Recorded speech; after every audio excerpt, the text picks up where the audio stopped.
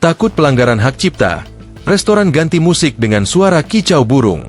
Beberapa kafe dan restoran menghentikan pemutaran lagu komersial dan menggantinya dengan suara kicauan burung agar terhindar dari tuntutan pembayaran royalti musik. Sekretaris Jenderal Perhimpunan Hotel dan Restoran Indonesia, PHRI, Maulana Yusran sudah menyarankan pebisnis kafe maupun restoran untuk tidak menyetel lagu di tempat usaha jika enggan membayar royalti musik.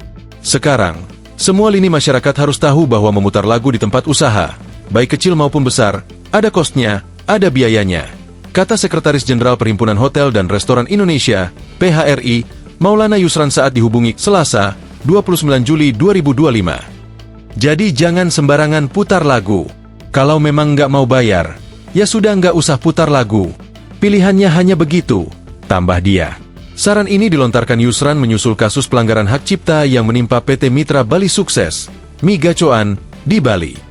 Pada Kamis, 24 Juli 2025, Direktur Mi Gacoan Bali, I Gusti Ayu Sasi Ira, resmi ditetapkan sebagai tersangka usai terbukti tidak membayar royalti atas penggunaan lagu atau musik yang diputar di outlet Mi Gacoan Bali.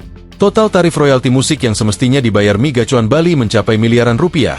Bila mengacu pada Peraturan SK Menteri Hukum dan HAM RI Nomor HKI 2.03.0102 Tahun 2016 tentang pengesahan tarif royalti untuk pengguna yang melakukan pemanfaatan komersial ciptaan dan atau produk hak terkait musik dan lagu kategori restoran.